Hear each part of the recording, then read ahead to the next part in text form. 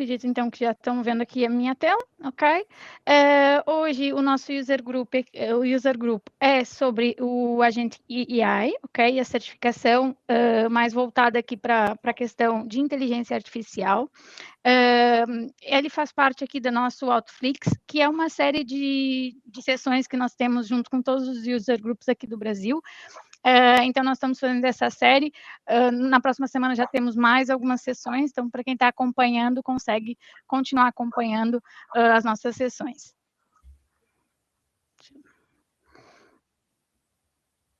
A gente tem aqui algumas regrinhas que são, todo mundo vai ficar mutado, caso tenha alguma pergunta ou algum comentário, pode deixar no chat ou ali na seção de dúvidas. A reunião vai ser gravada, e também, se quiserem dar feedback depois, podem sempre preencher a nossa pesquisa de satisfação no final. A gente também está sempre procurando palestrantes, então, se alguém quiser partilhar algum tipo de use case ou alguma coisa que tenha enfrentado no seu dia a dia, pode sempre enviar para nós ou falar com algum dos organizadores dos user groups. Também temos um grupo, ok? Aqui no caso do de Porto Alegre, que é onde eu estou agora. E se quiserem entrar, estão sempre à vontade. E nesse momento, então, eu passo a palavra aqui para o João, para que ele faça a sua apresentação e brilhe aí para nós.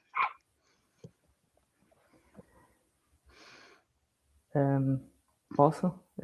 Pode. Partilhar. Acho que deixa de partilhar, não é? Para eu poder... Ele está travado aqui no meu outro ecrã. Meu mouse trancou lá. Eu gostaria de conseguir parar de compartilhar. Agora vai. Agora vai.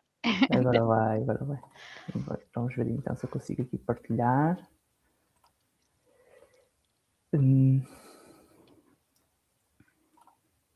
Eu acredito que sim, acho que já estão provavelmente já a ver, não é? Uhum. Então, olá, boa tarde. Boa tarde ou boa noite, dependendo se estão no fuso horário em que estão, não é? Eu sou o João Simões, sou developer na Glink Next. E hoje venho aqui falar um bocadinho sobre a especialização de AI, Agentic AI. O que é que nós vamos falar hoje? Hoje, o que é que isto pretende ser? Pretende ser não uma aula, vamos só falar aqui um pouquinho sobre por todos os pontos que a certificação passa. A ideia não é ir a fundo a todos os tópicos, mas falar um pouquinho por alto para que se entenda o que é que cada tópico diz respeito e mais centrado mesmo na certificação em si. Ou seja, o objetivo é que consigam ir mais bem preparados para essa certificação. Então, pronto, hoje, então, como agenda para hoje, vamos então fazer um overview ao exame, perceber o que é o exame. Vamos falar um pouquinho sobre os tópicos, seguindo um bocadinho a tabela da OutSystem. Depois vamos falar por estes três main topics que a OutSystems propõe como aprendizagem, como path de aprendizagem. Depois vamos falar um bocadinho sobre nos preparar para o exame e no final um Q&A. Precisamos tocar aqui umas ideias e falar um bocadinho mais livremente. Okay. Então, sobre o exame. O exame, vamos fazer um exame overview. Isto é, neste momento é escolha múltipla, típico de OutSystems, né? São 20 perguntas em 3 categorias, 70% para passar, 14 em 20. A duração até 60 minutos se for necessário. Neste momento está disponível em inglês e em japonês, pronto, se preferirem em japonês. Isto é a certificação mais recente da OutSystems, portanto é provável que com todos os desenvolvimentos e informações que vão surgindo, esta certificação vá alterando. Ou seja, o que estamos hoje aqui a falar, se calhar em breve irá alterar. Entretanto, a OutSystems tem estado a acrescentar algumas features novas, como Semantic Search e tudo mais, mas para já vamos nos centrar só no que está de momento em prova, o que normalmente aparece para a prova. Então vamos falar um bocadinho sobre os primeiros, os 3 grandes tópicos. Vamos começar por falar um bocadinho sobre os conceitos gerais, um pouco os conceitos gerais sobre do agente, da Agentic AI. A ideia aqui, não é, como disse, não é muito a fundo a tudo, mas é para ficarem com uma ideia, basicamente, o que é cada um dos conceitos, para percebendo, no final, talvez consigam juntar mais juntar os pontos e entender um pouco mais do que se trata, ok? Estes assuntos podem ser, e vou tentar manter isto o mais flat possível, ou seja, não quero, para algumas pessoas poderá ser muito complicado, para outras poderá ser muito simples, mas vamos tentar manter aqui um equilíbrio na informação que vamos passar. Então vamos começando por os Large Language Models, que é o primeiro conceito que temos para aplicar, para apresentar. O que é que devemos saber daqui? Pronto, um modelo, um Large Language Model ou um LLM, o que é? É baseado numa rede neural. Não é preciso saber o que é uma rede neural, basicamente isto são cálculos matemáticos por trás, não é necessário saberem isto, mas só para terem uma noção, é uma forma como matematicamente, com cálculos, os programadores ou cientistas tentam replicar um cérebro humano. Pronto. Basicamente é isso, mas um LLM é baseado sempre em datasets, ou seja, é treinado em grandes quantidades de informação, ou seja na internet, livros, tudo isso.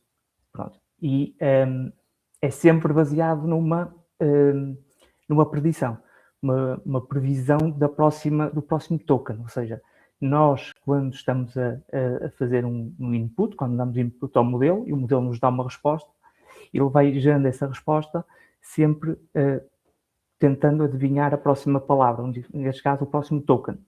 Ok, por isso é que isso muitas vezes leva a alucinações, porque quando o cálculo não é bem feito, ou digamos assim, os tokens que vão surgindo vão se desviando da intenção original e isso leva às tais chamadas, hoje como se conhece como alucinações. Quando o modelo começa a responder algo que não tem nada a ver ou foge um pouco daquilo que é o intuito inicial. Felizmente, OutSystems ajuda-nos nisto. Nós não temos que saber fazer um LLM, não temos que saber em profundidade como é que ele funciona por trás. OutSystems permite-nos só, apenas o que nós precisamos fazer é, neste caso no ODC Portal, escolher o modelo que queremos usar e ligá-lo lá, e a partir daí fica disponível para nós podermos usá-lo no estúdio, só selecionando o modelo depois quando formos desenhar e construir o nosso agente. Ok? Há pouco, acabei de estar-vos a falar de tokens. No fundo, é a forma como o modelo nos entende, como ele percebe aquilo que nós estamos a tentar dizer. Mas o que é um token, no fundo? Um token, no fundo, é como o modelo interpreta, é um dicionário das palavras do modelo, digamos assim. Podem não ser umas palavras, um token pode ser uma palavra ou um número, pode ser uma parte de uma palavra, pode ser um caractere, pode ser uma combinação de ambos. Portanto, cada modelo tem o seu dicionário de tokens, portanto, pode variar de modelo para modelo, mas quando falamos em tokens, é isso que nós estamos a falar. Pronto, é basicamente, pode ser tudo isto, mas nós, pronto, dependendo do modelo, eles variam. Portanto, um token pode ser tudo isto. Okay? Avançando um pouco. Quando os modelos, nós podemos dar algumas informações, alguns parâmetros para os modelos. Neste caso, quando os modelos permitem que nós informemos a temperatura que nós queremos passar, no caso. Normalmente, a temperatura, o que é que significa? Controla a criatividade, digamos, do modelo. Normalmente varia de 0 a 1. Atualmente, existem modelos que já ultrapassam isto, já vai de 0 a 2, por exemplo, mas para a nossa análise, vamos considerar de 0 a 1 e vamos assumir que se dermos uma temperatura mais próxima de 0, o modelo vai ser mais previsível nas suas respostas, ok? E quanto mais próximo de 1, seriam mais criativas. Teriam respostas mais criativas, no caso. O segundo parâmetro que eu queria transmitir tem a ver com o top P. Isto são tudo conceitos que podem sair ou podem aparecer na prova, ok? Portanto, estes conceitos são pequenas informações que parecem um bocado espalhadas, mas depois no final vocês vão ver que tudo se encaixa, ok? O top P, no fundo, controla o número de tokens que o modelo tem à sua disposição para gerar a próxima resposta. Ou seja, quanto mais próximo de 1, o modelo considera mais tokens, quanto mais próximo de 0, ele considera menos tokens. Ou seja, ele vai estar mais limitado na escolha do próximo token. Okay? Basicamente é isso. Até aqui está tudo a respirar. Sim. Acho que está todo mundo ainda acompanhando. Okay. O próximo conceito que eu vos queria introduzir será do Prompt Engineering. O que é um prompt? Já a gente deve ter ouvido falar de um prompt. O prompt nada mais é que um input que nós podemos dar ao modelo, que lhe vai dar as guias para ele seguir. Né? Podem ser tão simples quanto uma frase, pode ser um parágrafo, pode ter uma imagem, pode ser um som. Portanto, é algo que nós damos como input ao modelo para ele ou nos responder ou agir conforme nós estamos a dar esta informação. E que tipos de prompts é que nós podemos encontrar? Isto é um tema importante, porque na documentação não está bem explícito, não se foca muito neste tipo de informação, mas é importante, até porque dizem que em alguns exames esta informação é perguntada.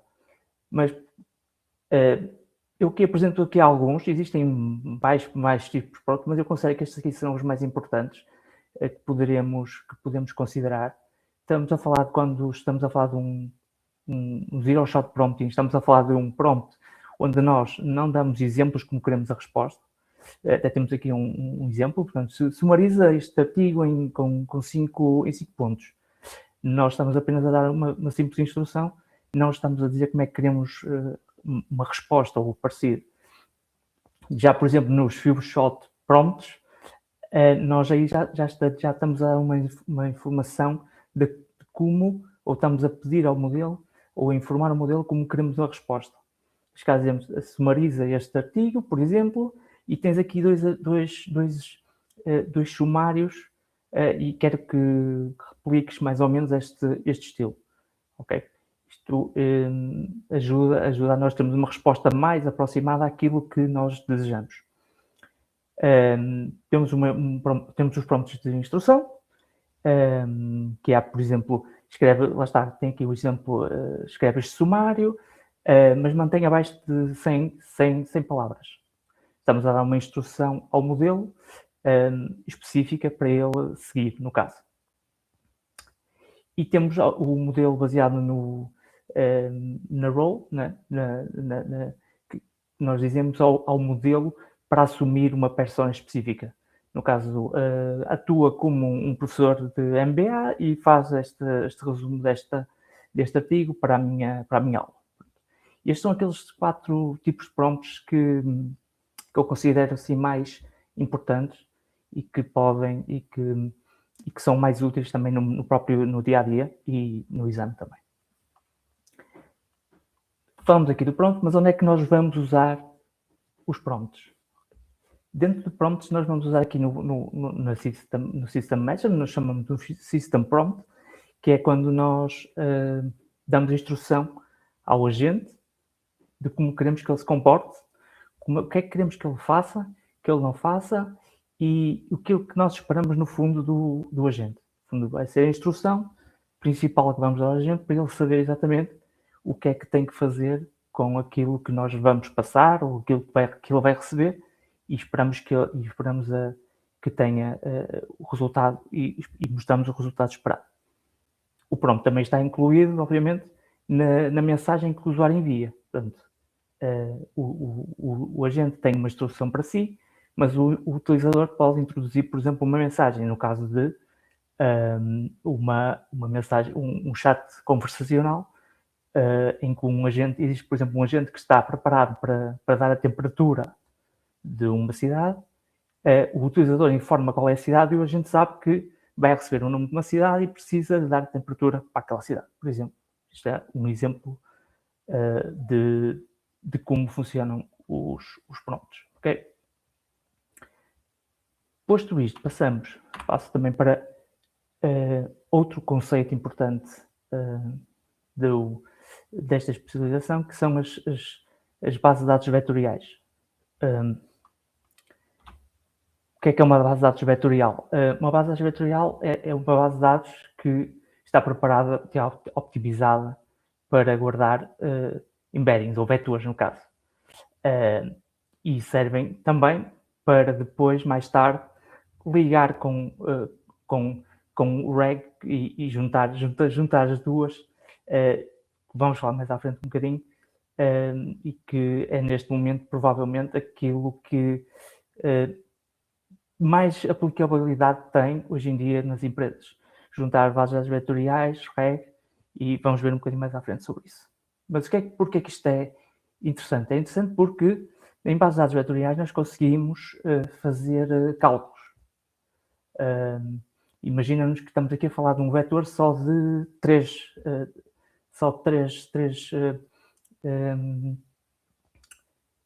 dimensões, no caso. Portanto, vemos aqui, por exemplo, a idade, o género e a realeza. E nós conseguimos fazer cálculos, imaginando que cada pontinho destes é um vetor, nós conseguimos fazer cálculos com estas, por exemplo, com estas palavras, e podemos assumir que nós teríamos uma palavra que era o rei. Se tirássemos a palavra homem e juntássemos a palavra mulher, provavelmente íamos chegar ali perto de Queen. Portanto, isto é interessante é este o conceito que faz com que a gente entenda qual é a nossa intenção, no caso. Nós, quando nós escrevemos algo, é até transformado num embedding, e ele acaba por entender onde, ou próximo, de que é que aquela frase está naquilo qual é a nossa intenção. Nós aqui estamos a falar em 3 dimensões só, mas imaginem isto em, por exemplo, mais de 1000 dimensões destas. Eu até posso mostrar aqui, tem aqui uma representação mais ou menos gráfica de como será, por exemplo, um embedding de 2 palavras, por exemplo, sea and ocean. Vocês vão ver que cada tracinho destes é um espaço, digamos assim. E cada tracinho destes significa alguma coisa que nós não sabemos o que é, mas o vetor, o modelo sabe. E se nós olharmos para a palavra sea e a palavra ocean, nós conseguimos ver que elas são próximas, são aproximadas, tocam-se em muitos pontos. Nós não sabemos em que é que elas estão a tocar, mas nós podemos perceber ou podemos pensar, por exemplo, estes pontos onde eles são iguais, pode ser água, por exemplo, tem as duas água, por exemplo. E isto é que permite nós depois, o modelo, no caso, conseguir perceber, ou chegar perto, ou perceber a nossa intenção quando nós estamos a conversar com o modelo. Okay? E como vos disse, isto liga tudo com o RAG. E porquê é que isto é importante? Porquê é que é importante O REG, hoje em dia, eu diria que será provavelmente o conceito que tem mais aplicabilidade hoje em dia dentro das empresas, porque permite às empresas usarem a sua própria informação com a ajuda usando as capacidades dos modelos, poder utilizar a sua própria informação e aproveitar e passá-la ao modelo.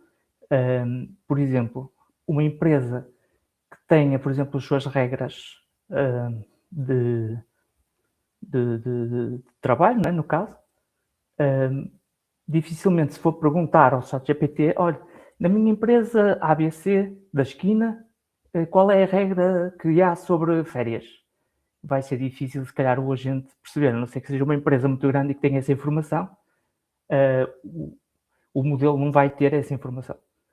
Então, se nós utilizarmos um sistema de regra, né, que é mais ou menos, será dividido em duas fases, que é, nós temos a nossa informação da empresa, vamos passar essa informação, esses documentos que nós temos, por um modelo de encoding, vai transformar isso em embeddings e vai guardar na base de dados vetorial, que nós vimos há pouco.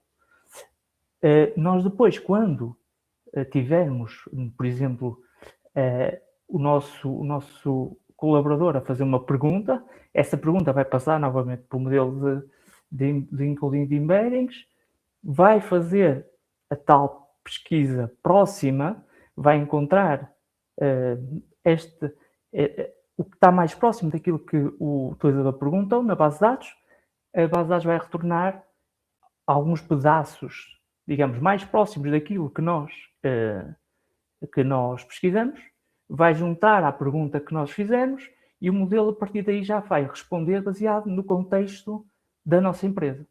Ou seja, acaba por conseguir reduzir muito as alucinações, mantemos a informação atualizada e tudo mais. Okay? OutSystems em si, também na documentação, fala um pouco da Azure AI Search, que no fundo é uma forma de encapsular tudo isto que está por trás. A Azure AI Search não é bem um REG, mas o funcionamento é parecido, que é a Azure AI Search basicamente dá-nos a possibilidade de nós pegarmos os documentos das nossas empresas e organizações, colocar numa pasta, digamos assim, e por trás disso a própria Microsoft, né, pega naqueles documentos todos, corta em bocadinhos, ok?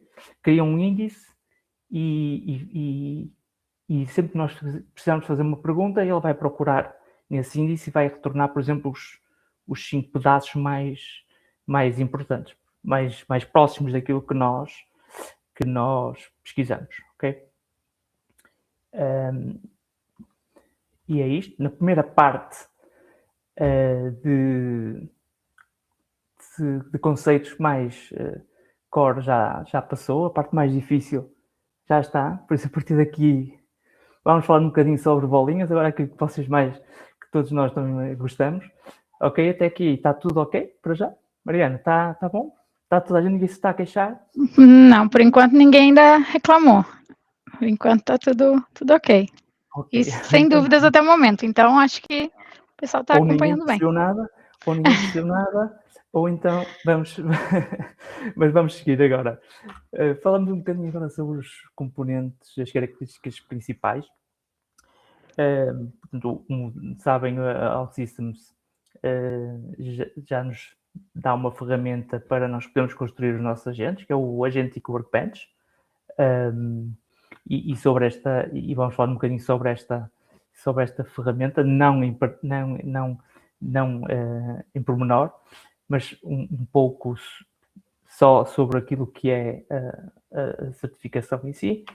Então, a OutSystems, quando vocês já devem ter obtido a oportunidade, ou a maior parte de vocês, de criar um agente, e quando criamos um agente, a OutSystems dá-nos logo este fluxo preparado para nós podermos começar a falar, utilizar este fluxo para poder montar as nossas chamadas ao nosso agente. Ela vem dividida então nestas 4 grandes categorias. A primeira seria o grounding data, onde nós podemos fazer a chamada ou procurar na nossa reg, nas nossas tabelas, nós quisermos a informação que precisarmos para passar ao nosso agente, ok? Dentro de build messages, iríamos colocar os prompts, aquilo que já falamos há pouco também, o prompt para o agente, dar-lhe as suas roles, os systems inputs, tudo isso. Vamos criar a mensagem, no fundo, que vamos enviar para o agente. Aqui também está incluída, se estivermos a falar de um agente conversacional, está incluída todo o histórico de conversas, que irá passar como contexto para o agente. É feita a chamada ao modelo, onde vamos enviar essa mensagem, não é? Criamos anteriormente, e depois da resposta podemos guardar a mensagem para utilizar à frente se desejarmos, ok? Todas isto são server actions normais, portanto não há dentro disto a utilizar a lógica normal da OutSystem, portanto não há aqui nada de diferente. A única coisa de diferente será no call agent, quando nós vamos fazer a chamada e enviar a mensagem que criamos anteriormente. Este é o único, digamos, é o único ecrã diferente do habitual. Então aqui vai ter dividido aqui mais ou menos em 4 opções. Primeiro de tudo,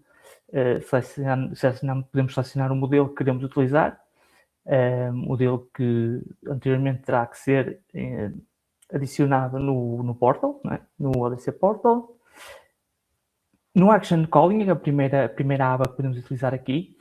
Aqui no Action Calling nada mais são que actions. Nós podemos utilizar tanto action que podemos criar aqui no próprio agente ou utilizar outras actions de outras aplicações. Podemos usar aqui ambas. O que é que há de ter atenção aqui? Descrições. As descrições são o mais importante quando vamos colocar aqui as tools, as actions, porque é a partir das descrições que o agente vai interpretar se precisa de chamar aquela ação para cumprir a tarefa que lhe foi dada. Portanto, é muito importante dar uma boa descrição com exemplos, tudo o que puderem colocar, porque é a partir daí dessa descrição que o agente vai tomar a decisão de utilizá-la ou não. A outra tab tem a ver com o Structure Output, onde podemos colocar aqui uma estrutura normal OutSystems para que a resposta do agente saia com esta estrutura. Okay? Se precisarmos de uma estrutura, não chega só pedir ao modelo, responde nesta estrutura de JSON, por exemplo. Pode não acontecer, né? Mas se colocarmos uma estrutura à frente já é mais certo que aconteça. Pormenor, se tivermos utilizar actions atrás, não podemos ter uma structure output à frente, ok? Portanto, não é possível utilizar as duas, ter action callings e structure output de momento, pelo menos.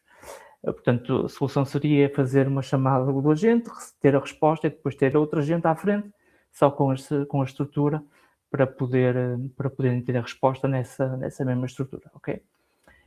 A aba teste, pronto, como o nome indica, basicamente vão colocar o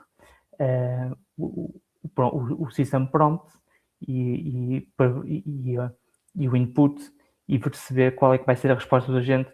No fundo é mesmo para testar, para não ter que estar a publicar e tudo mais. Perceber o que é que vamos ter, o que é que podemos ter de resposta.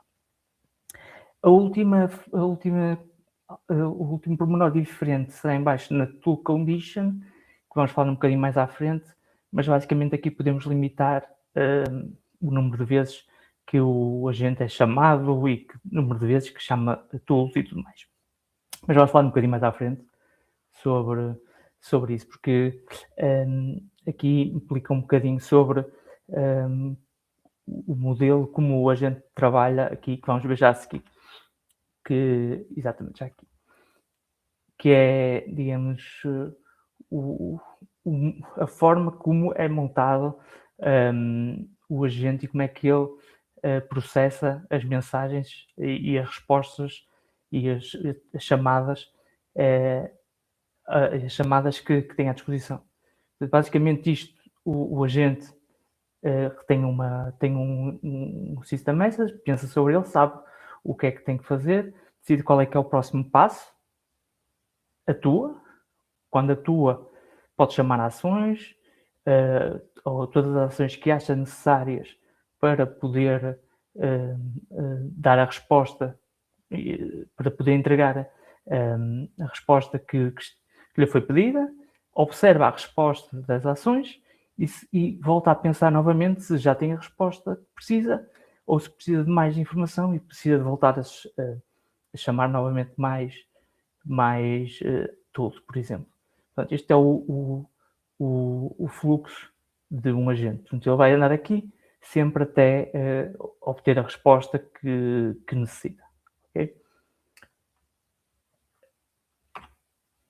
Falando um bocadinho sobre multi-agente. Até aqui falamos como podemos montar um agente, mas podemos não nos restringir apenas a um.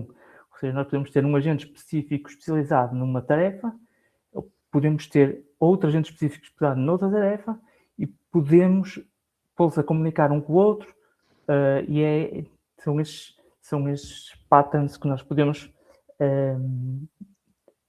vamos falar agora um bocadinho, mas que podemos utilizar. João, vou te interromper aqui um minutinho.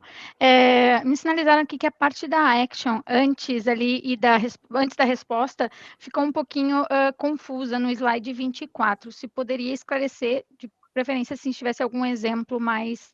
Como é que fica ali? Desculpa, não... Que a action e a questão da resposta, que elas não podem ser usadas juntas, né? No caso, a estrutura do output junto com a action. Não sei se teria algum exemplo ou algo mais... Sim, por exemplo, aqui temos na action, na parte da action calling, né? Nós aqui podemos arrastar para aqui algumas ações, né? No caso, podemos achar aqui, por exemplo, uma ação que vai buscar a temperatura numa determinada cidade, ok? Que é uma chamada API para termos essa informação, ok? E o agente tem como missão dar a temperatura numa determinada cidade. E é isto. Se eu for a um modelo normal e pedir a temperatura amanhã para o Porto, provavelmente ele não vai saber. Não vai saber porque não tem acesso ao dado real, no caso. Portanto, se formos ao GPT, ele provavelmente já sabe, mas porque já é um produto, já tem esta escola, já está por trás. Mas se for um modelo em si, ele não vai ter, porque lembrem-se que o modelo está baseado apenas em data já feita. Quando eu estou aqui a dar, por exemplo, eu quero a temperatura para o Porto, ele vai chegar aqui e ele vai ter uma tool, neste caso uma server action, que vai fazer uma chamada API, e ele vai pensar assim, ok, a minha tarefa é dar a temperatura para a cidade do Porto, que é o utilizador me está a pedir. Então eu vou utilizar e vou chamar esta server action, a server action vai-me devolver a temperatura, eu vou ver essa informação que a server action me trouxe e vou responder, se achar que aquela server action me respondeu aquilo que eu pedi, eu vou responder ao utilizador que a temperatura é 21 graus, por exemplo. Ok? Acontece que ele vai-me responder em texto. Né? Se formos perguntar ao GPT, chat GPT, ele vai-me responder em texto. Mas quando nós estamos a fazer uma aplicação, nós provavelmente queremos ter uma estrutura. Não vamos só ter agentes conversacionais. Né? Vamos querer que aquilo venha numa estrutura em JSON, por exemplo. Vamos querer ter uma estrutura com uma chave cidade, outras já por temperatura, por exemplo, para depois podermos integrar isso nas nossas aplicações. Então, a melhor forma de nós termos isso em OutSystems é usar uma estrutura em OutSystems, certo? Acontece que, se nós, como estamos a usar uma action calling, neste caso estamos a usar aquela action que vai chamar uma API para saber a temperatura, nós não vamos conseguir, à frente, definir qual é que é a estrutura que queremos que o agente me responda. Ok? Porque é uma limitação atual do OutSystems. Não sei se irá mudar ou não, mas neste momento não é possível ter as duas em paralelo. Então, o que eu disse foi que uma das soluções possíveis será, ok, este agente vai dar uma resposta em texto, o que for, depois teríamos que ter outro agente à frente que pegasse na resposta deste agente e diga, a tua missão agora é, pega na resposta deste agente, que há de ter informação sobre cidade e uma temperatura, e dar nesta estrutura específica que eu te estou a dar. Pronto. Basicamente é isso. Não sei se... Sim, ficou claro. Sim, ficou claro. Obrigada. O Nuno está a sofrer, mas o Nuno pode até... também gosto muito de ti, Nuno. Um abraço. E nós íamos agora aqui na questão dos multi-agentes. Nós podemos usar várias sequências de agentes. Okay? No caso, por exemplo, aquilo que eu estava a falar há pouco, é um bom exemplo aqui, o primeiro exemplo de todos, por exemplo. Temos um input, o agente respondeu a temperatura numa determinada cidade, mas como não podia dar esta resposta numa estrutura, tem outro agente que vai me dar a resposta na estrutura e finalmente dá-me o output que eu preciso. Ok? Isto é uma forma sequencial, se calhar é o mais simples de todos, mas nós podemos colocar o agente a conversarem um com o outro, até chegar a uma conclusão, se é que algum dia vão chegar. Mas podemos fazer isto. Assim como, por exemplo, podemos dar um input a dois agentes e depois pegar nos outputs dos dois agentes e fazer um output agregado, por exemplo. Ou vice-versa, dar dois inputs a um mesmo agente e ele juntar os dois inputs e ter um output. Portanto, este tipo de sequências quase que não tem limites. Ou seja, podemos usar agentes paralelos, agentes sequenciais, podemos usar um agente que seja um responsável, que funciona como um supervisor, que dê trabalho a outros agentes, né? Porque nós estávamos há pouco, dei um exemplo simples de uma tool que vai buscar uma temperatura numa determinada cidade. Mas um agente pode ter várias tools e essas tools podem ser outros agentes. Ok? E esses agentes por si só podem ter outros agentes. Portanto, tudo pode crescer exponencialmente em árvore. Ok? Tendo por conta que o primeiro agente, neste caso, seria o organizador e o orquestrador de toda essa informação. Assim como, por exemplo, aqui, modelos colaborativos. Podemos usar vários agentes a utilizar a mesma memória, a mesma informação. Podemos colocar o agente a fazer algum trabalho e colocar um humano no loop, no caso, um workflow que tenha essa possibilidade. Okay? Antes de seguir para a próxima, não sei se tem mais alguma questão, alguma dúvida. Eu acho que a outra questão vou deixar mais para o final, que é mais abrangente. Ok. Também já estamos quase a finalizar, mas vamos com calma, que agora aqui vamos falar um bocadinho sobre a arquitetura e alguns tipos de menos ligados diretamente ao agente em si. O que é que nós devemos ter aqui para esta certificação, ter em conta sobre os elementos que podem ser utilizáveis. Ok. Um agente é uma aplicação, ok? Mas é uma aplicação normal. Portanto, nós quando vamos interagir com um agente, vamos estar a ter uma dependência fraca. Portanto, fixem nisto, porque será com certeza importante na vossa certificação. E é muito simples, é tão simples quanto isto. Sobre tools e actions, aquilo que nós estávamos a falar há pouco, que eu disse que depois íamos falar um bocadinho mais, tem a ver com a questão que nós podemos limitar o modelo, a resposta. Eu se calhar vou passar aqui um bocadinho atrás só para vocês, só para relembrar. Nós aqui falamos um bocadinho na call action, aqui na call condition, onde nós aqui podemos limitar um pouco, e aqui são aquilo que nós podemos utilizar. Nós podemos limitar ao número de tokens, podemos dizer, ok, podes ficar aí a pensar, a utilizar as tuas tools e fazer o que quiseres, mas estás limitado a X tokens. Ou estás limitado a chamar um total de 10 vezes as tools. Não podes fazer mais que isso. Isto acaba por ser um pouco uma segurança, né? Para evitar que o agente fique eternamente a utilizar tools e a pensar e nunca dar uma resposta. Okay?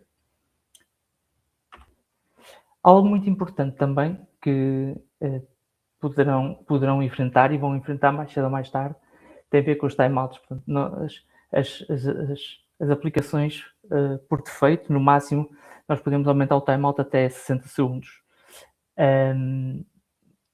Mas normalmente, se for uma atividade mais demorada, um agente pode demorar mais tempo que isso. Portanto, para esta certificação, lembrem-se só de uma coisa. Para evitar que o agente entre em timeout, podem aumentar para 60 segundos, mas se isso não for necessário, tem que ser criada lógica com eventos para ser executado, para que o agente seja executado assincronamente. Portanto, OutSystems disponibiliza exemplos, se quiserem utilizar, mas para fins da certificação, lembrem-se sempre que a solução está sempre nos eventos e em trabalhos assíncronos, ok? Estamos já a finalizar. Como disse, tinha a ver com o ciclo de vida dos agentes, da aplicação. Lembrem-se sempre que isto é uma aplicação em ODC, no caso, portanto, funciona como qualquer outra aplicação. As livrarias que tenham vão juntas com a aplicação, é tudo no mesmo contentor, é tudo couple, referências fracas com outras aplicações, portanto, sempre que é preciso chamar um agente, é sempre uma referência fraca. Lembrem-se destes 3 pontos. Basicamente é aquilo que é o básico do lifecycle da aplicação. Sobre os use cases que podemos ter para os agentes. Tem aqui alguns exemplos, mas o que se devem sempre lembrar é utilizar um agente ou inteligência artificial deve ser usada quando exige alguma coisa que há que pensar alguma coisa, digamos, entre aspas, quando depois digo pensar entre aspas. Quando nós queremos fazer algo que seja determinístico, não vale a pena usar um agente. Portanto, há sempre que ter isso em consideração, porque senão corremos o risco de estar a utilizar agentes para coisas que não valem, que não servem o propósito. Por exemplo, se nós tivermos uma tabela com carros, por exemplo, uma lista de carros que tenham a quilometragem, e nós queremos fazer alguma coisa aos carros que têm mais de 100 mil quilómetros, não vale a pena estar a mandar essa lista para um agente para ele fazer esse trabalho. Não é? Nós conseguimos fazer isso deterministicamente, não precisamos usar um agente. Ok? Agora, se nós tivermos, por exemplo, uma lista de comentários da nossa loja online e nós quiser, ok, dar ao agente essa lista e dizer, dá-me um overview dos comentários, se estão a ser positivos, negativos, faz-me um resumo um pouco sobre isso. Aí já é um bom use case para um agente. Portanto, eu aconselho sempre a fazer este exercício e perceber se é um bom use case ou não para um agente. Okay? Finalizando, próximos passos. Querem tirar a certificação, nada melhor do que seguir o guia, ok? O guia da Embedded Path OutSystems, ok?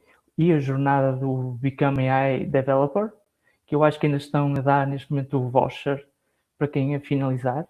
Portanto, é um bom incentivo para quem está nesta jornada. Fazer o sample exam, ok?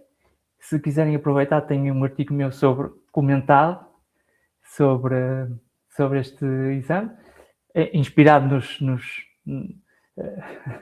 nos sample exam comentados da Mariana também, por isso também tenho aqui uma cota à parte, e seguir os OutSystems Challenge, que vão aparecendo por aí alguns jogos interessantes que são interessantes de fazer e aprender um bocadinho a brincar, e são bastante interessantes. Últimas tips. Lembrem-se do Structured Output, okay? Podem usar as duas. As dependências entre as aplicações, as diferenças entre RAG e LLM, as memórias que existem, como ultrapassar a questão do timeout, portanto, temperaturas, tokens, regras, esses pormenorzinhos que falámos no início, e tipos de prompts. Pronto, ficam aqui, se quiserem, tirem print, e ficam aqui com algumas tips para irem em exame. E acho que conseguem fazer uma boa prova. E chegamos ao fim. Algumas questões, dúvidas, reclamações. É agora o momento. Sim, temos algumas dúvidas aqui. Acho que foi muito esclarecedor, iniciando aqui essa parte, foi muito esclarecedor. Eu gostaria de ter tido essa explicação toda quando estava estudando para a prova. À medida que o João foi falando, várias questões da prova me vieram novamente à cabeça, então eu confirmo e digo novamente que esses tópicos que foram aqui passados são tópicos bem importantes, e que quem está pensando em fazer a prova em breve são tópicos que efetivamente caem na prova e foram bem assertivos aqui. Referente a questões, temos aqui, de todos os modelos que você já utilizou, qual sua opinião sobre o que melhora a aplicação em vários casos de uso? Talvez, qual melhor se adapte a vários casos de uso? É assim, isto é muito complicado porque modelos saem quase todos os dias, todas as semanas, há modelos novos e tudo, portanto, depende um bocado mesmo. Se for preciso alguma coisa muito específica, aí aconselho a procurar alguma específico, mas se for modelos normais, modelos para os casos normais, qualquer GPT ou Claude ou alguma coisa desse género são os melhores, tem sido o próprio Gemini, portanto esses três players, eu diria, OpenAI, Anthropic, Google, vai andar sempre por aí, vai ser uma corrida, não sabemos quando é que isto vai acabar a corrida, mas se esta semana a Gemini está melhor, para a semana se calhar já é outro, se calhar depois já é outro. Deixo também aqui uma nota que os modelos abertos, ou modelos que não pertencem a essas três, também estão cada vez melhores, cada vez há bons modelos fora desses três grandes players que temos no mercado, inclusive modelos que cada vez estão a ficar cada vez mais pequenos e inclusive sendo possível utilizá-los em casa ou em computador já com alguma capacidade, já não é preciso um supercomputador às vezes para correr um modelo, e que pode ser interessante até para casos em que exista preocupações com privacidade de dados. Por exemplo, lembrem-se sempre quando estão a mandar alguma coisa para um agente ou a mandar algo para algum sítio que não sabemos muito bem para onde e o que é que vão fazer com aquela informação. portanto há sempre que ter um certo cuidado, principalmente quando é informações sensíveis, como bancárias ou informações de saúde, teríamos, e então utilizar esses modelos que estão a aparecer começa a ser uma boa opção também. Sim. Temos aqui uma outra questão que vai ali sobre aqueles modelos em árvore ali, de vários agentes, no caso. E a pergunta é: um agente supervisor pode escolher, com base em condições dos inputs, qual agente irá chamar a seguir, rotear, no caso? Sim, assim, depende, isso depois depende do prompt que lhe demos e como é que ele vai fazer essa. Lembrem-se sempre que o agente tem uma missão, tem um prompt, um system prompt, em que ele tem uma missão para fazer e nesse prompt, idealmente vamos dizer o que é que lhe vai chegar primeiro, o que é que ele vai ter que fazer, como é que ele vai ter que se comportar e como é que queremos que ele responda. Portanto, o input pode influenciar, obviamente, a forma como ele vai utilizar as suas tools ou outros agentes, ok? Nós podemos simplesmente nessa instrução dizer, olha, a tua missão é chamar o agente A, depois chamar o agente B, depois chamar o agente C e ele seguir essa ordem, né? Pode acontecer, mas para tirar o maior partido de todos é boas descrições nos agentes e pedir ao agente alguma coisa, ele depois decide qual é que vai chamar e qual é a resposta que vai ter, ok? Se calhar surpreendem-se com a com a capacidade que os modelos acabam por ter depois para acertar. Sim. E para trabalhar e lidar com multi-agents, quais as limitações e cuidados, dependendo da complexidade do agente, pode impactar nos CIs, como Compute Instance ou memória do ODC? Assim, isto lembra-se que não irá influenciar tanto nisso. Agora poderá influenciar bastante no consumo de tokens, ok? Lembra-se, isto não são nada mais nada menos que chamadas APIs, ok?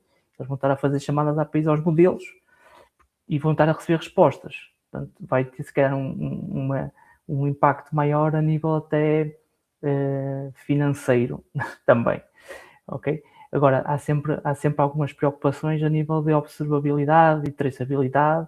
No fundo, é importante ir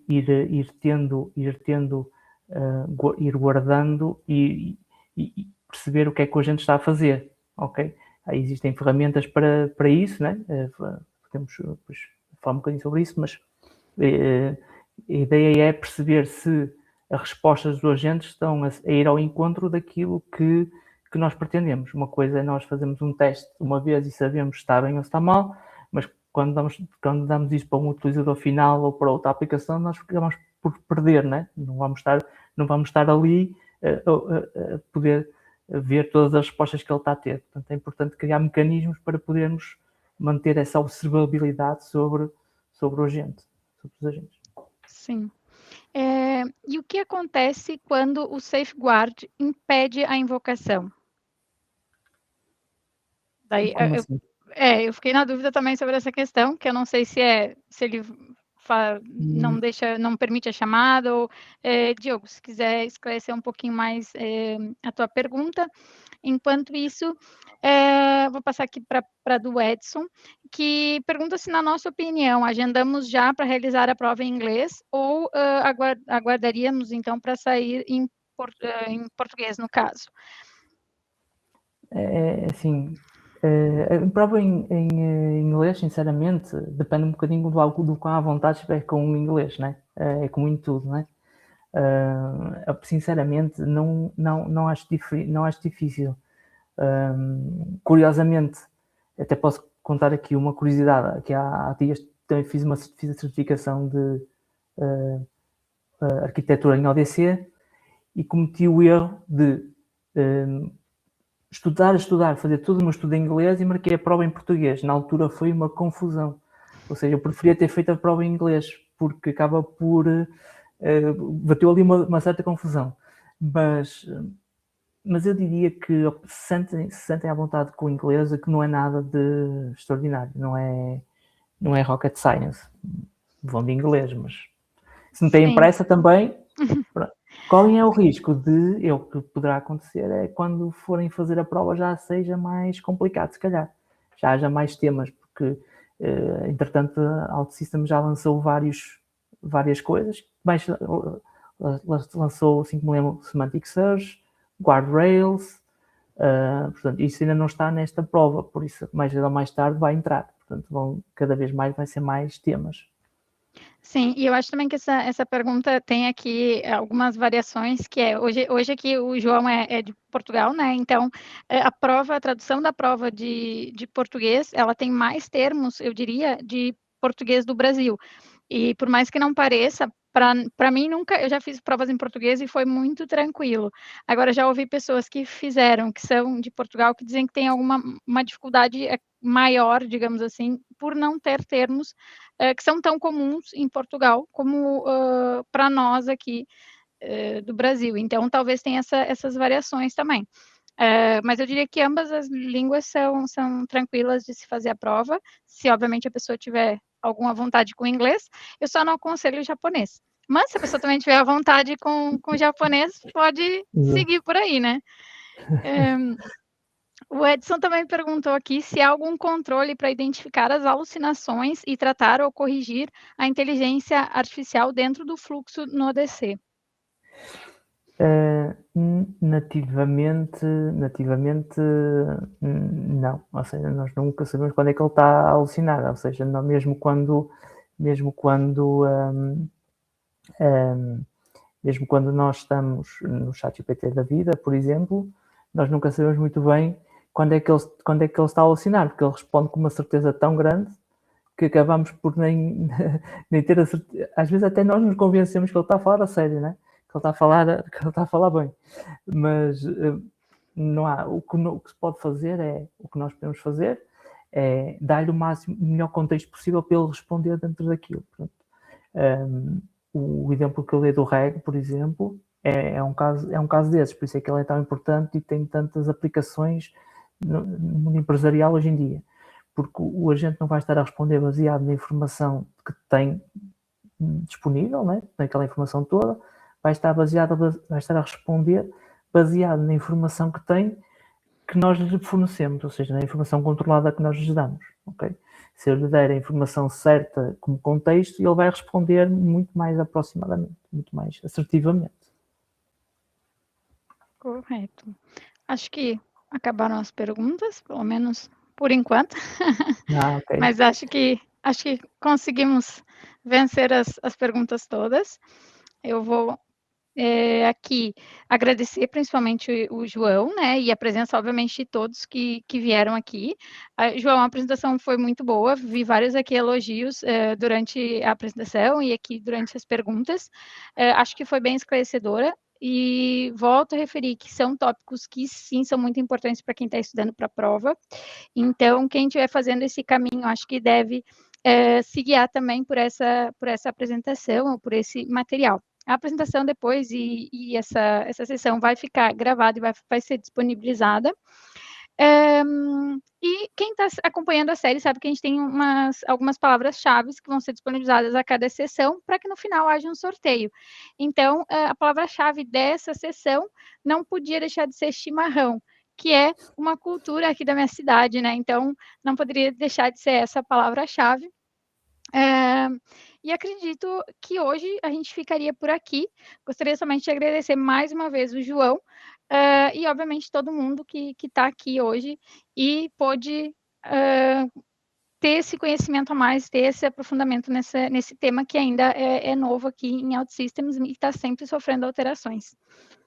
Obrigado também, Mariana. Eu quero agradecer também pelo convite. Agradecer a todos que ainda estão aqui acordados às 11h30 da noite. Pessoal aí de Portugal, obrigado por terem vindo aqui e agradecer mais uma vez à Mariana e obrigado pelo que fazes também pela comunidade e pela ajuda que dás nos fóruns e em todo lado. Acho que é super importante e obrigado. Obrigada aí, pessoal. Uma boa noite e um bom finalzinho de dia para quem está aqui no Brasil. Mais uma boa noite a todos.